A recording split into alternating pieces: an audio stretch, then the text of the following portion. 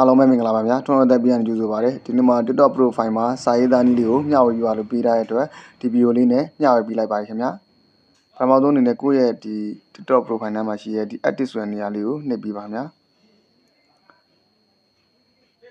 edit ထဲကိုရောက်သွားပြီဆိုတော့ဒီနားမှာ bio ဆိုတဲ့နေရာလေးရှိပါတယ်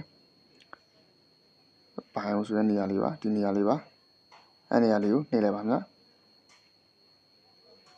ရောက်သွားပြီဆိုတော့ကိုရေးချင်တဲ့စာကိုရေးလိုက်ပါဖုန်းနီးပညာများမျှဝေရာတော့စာလုံးရည်အတွက်160ဒီရေးလို့ရပါတယ်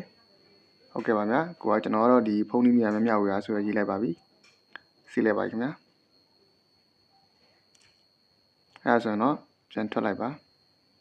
ထွက်လာပြီဆိုတော့ဖုန်းနီးပညာများမျှဝေပါဆိုပြီးတော့မျှဝေရာဆိုပြီးတော့ဒီမှာတွေ့ရပါလိမ့်မယ်အဲ့ဒါဆိုရင်တော့ရသွားပါပြီခင်ဗျာဒီနည်းလေးတိုင်းလိုက်လုပ်ကြည့်မယ်ဆိုရင်တော့ကိုယ့်ရဲ့ဒီ TikTok profile မှာစာရေးသားနည်းလေးတည်သွားမယ်ထင်ပါတယ်အားလုံးကျေးဇူးများတင်ပါတယ်ခင်ဗျာ